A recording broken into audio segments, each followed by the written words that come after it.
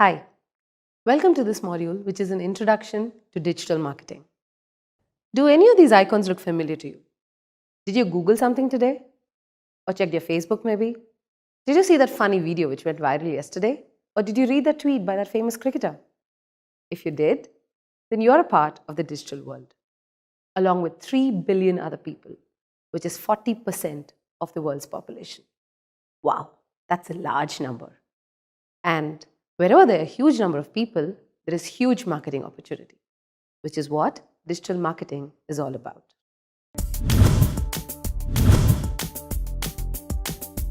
At the end of this video, you will be able to understand what digital marketing is, its scope, the channels, identify the need to go digital, why companies have to include digital marketing as part of their overall marketing strategy, and of course, the basic objectives of digital marketing, what it's used for.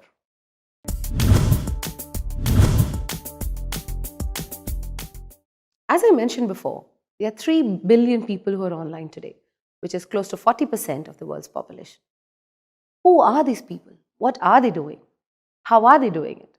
We'll take a look at that. 62% of these people are browsing the internet through their computers or desktops. 31%, which is again a huge number, are doing so through mobile devices, through their mobile phones. The smartphone revolution has made this possible. And 7% do so through tablets. You will be surprised to know that of the total time spent on media, on electronic media or otherwise, 54% of the time is spent on online media. Of the 54% that people spend on online media, 28% is social marketing, which is in most cases Facebook. 13% is microblogging, which again is about Twitter.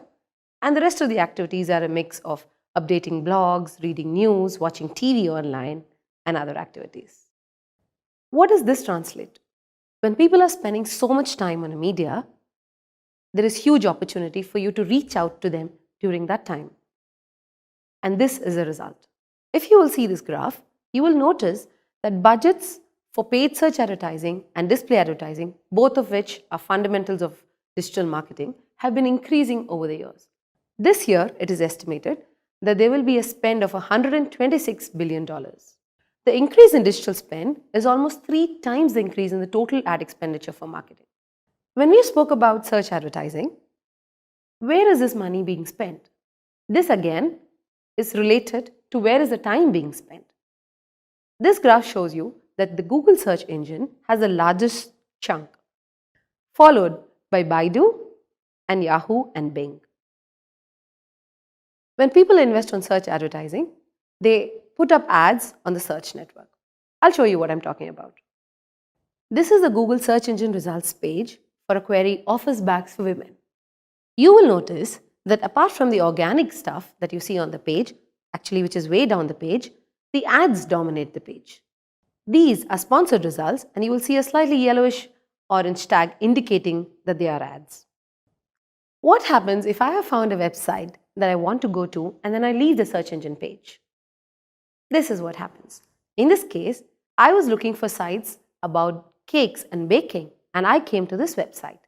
But there's an opportunity for me to see an ad here as well.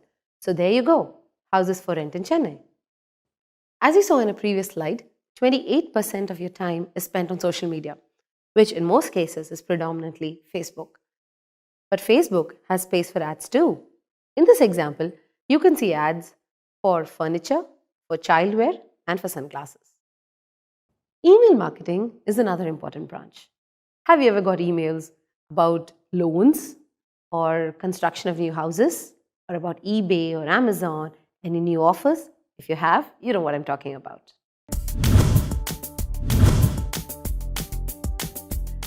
Why are 3 billion people online? What is this thing about digital media that is attracting everyone? Let's see that in detail. For a user, the digital media offers multiple channels and devices to do what they want to do. They have a wide range of sites, there's social media to connect with, to maintain relationships. There's cross-device integration. You can start on a desktop, go through a mobile and end on your tab. There's also better decision making. There's huge number of choices. Want to buy a bag? There are 10 sites that will offer you one, with 5 sites probably offering you better discounts than what you can get at the store. And of course, they're easy to buy and return. They're going to come home and deliver it to you. And if you want to return it, in most cases, they're going to pick it up as well. And of course, with wallets and other payment gateways, buying online is easier than ever before. For a marketer, there are loads of reasons. Relevance. I want to compare this aspect to traditional advertising. If you are driving down a road and you see a hoarding about, let's say, jewelry, you may or may not be wanting to buy jewelry at that point. You may not have the money for it or may not be in the mood for it. But if you are looking online and say, want to buy earrings online or want to buy jewelry online, and you see ads that are relevant to you from a jewelry store, that has an extremely high degree of relevance as compared to the hoarding that you see on the road. Personalization.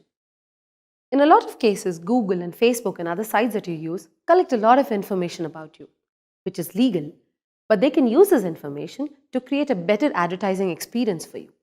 You can even see emails where your name is highlighted. For example, I see emails that read, "Hello Jasmine, would you like a loan today?"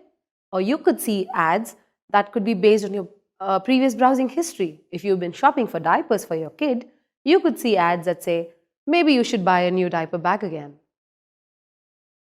Cost effectiveness is a big driver for digital marketing. Traditional media over time has become super expensive. Placing an ad in the newspaper or buying a hoarding for a month is a large outlay of money. Whereas digital marketing can probably start it off with 1/10 of that investment. The digital media is also an extremely measurable media. Going back to the example of the road and the hoarding, you may not have an exact count of how many people actually saw the ad on that hoarding. You will not know how many people went into your store because of that hoarding. And you will never know how many people bought that particular item because of what they saw on that particular road. Unless, of course, that was the only marketing media that you were using at that point of time.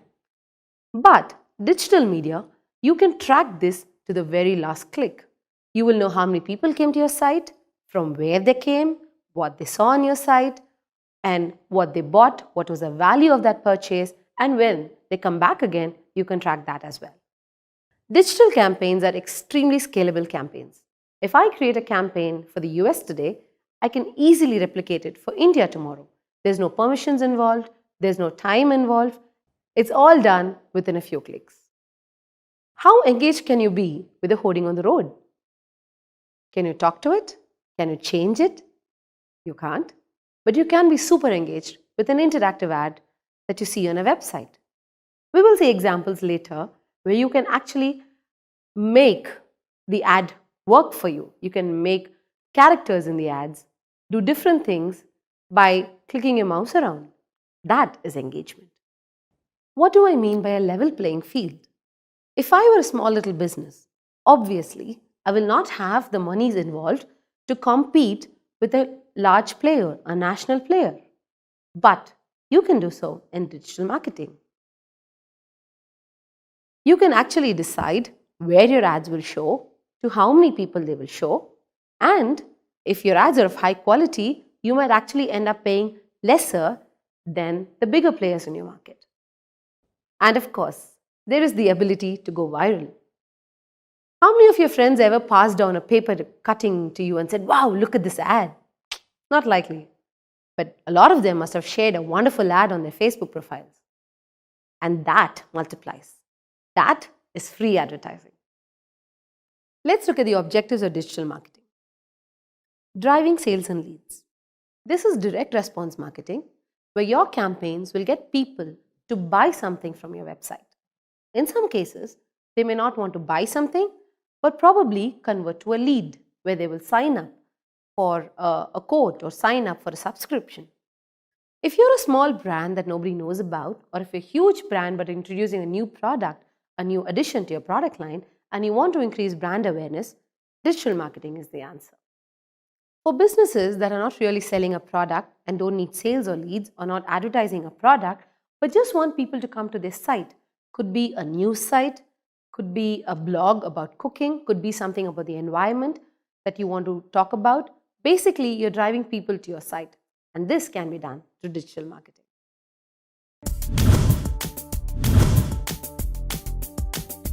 User behavior is an important factor in advertising. There is a difference between how it is treated in traditional media and digital media. Let's look at a few factors that matter in digital marketing. The first page of results. There's a funny quote that I read the other day that the best place to bury somebody is on the second page of results because they're never going to be found. If you are not on the first page of a search engine's results, nobody is ever going to click in and see your ads. So it's important to be in the midst of action, which is on the first page. The first fold is that part of the website that you see without scrolling down. Again, most people are not involved enough to scroll down, and therefore, if you want your message to be heard, it's important to be in the first fold. We need a right mix of text and images. Too much text will make it look like a newspaper, too bookish. Too much images will look like clutter. In fact, there's a term called banner blindness where the brain is attuned to tuning out stuff which looks like too much of ads. So you need to have the right mix of text and images. Clarity of content. Somebody who comes to your website needs to understand what your website is all about. He shouldn't have to be clicking through 5 or 6 links to get a gist of what your site is about. It needs to be there, upfront, clear, and easy to understand. A call to action is a signal to the user about what he has to do. What do you want people to do when they come to your site? Do you want them to buy something? Do you want them to sign up somewhere? Do you want them to give them your email ID? What do you want them to do? Unless you tell them clearly, they are not going to be able to understand. Quick and easy navigation is a very important factor. Have you ever been to websites where you try hitting the back button and you come back out of the site? If you have, that's terrible, isn't it? A user needs to understand how he can move from one page on the site to another. A prominent back button, a home button, all this will help. Security. Security is a major concern because there's lots of commercial transactions happening on the web. You put in your credit card details, you don't want to be phished, or you don't want to end up spending a lot of money unintentionally. So security is important. Invest resources in creating a secure atmosphere for your users. Responsiveness. In this world of social media, where people expect you to talk back to them, brands have a very important responsibility of responding back to the user. If somebody posts on a brand's page that I didn't get this product or it was bad, it becomes important for the brand to respond back and say, we're sorry, we will look into it. If you don't, that leaves a very bitter taste in the user's mouth. So watch out for responsiveness.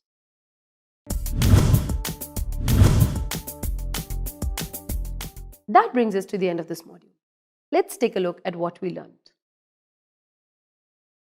We learned that exponential growth on the digital highway or the digital world is a huge opportunity for marketers.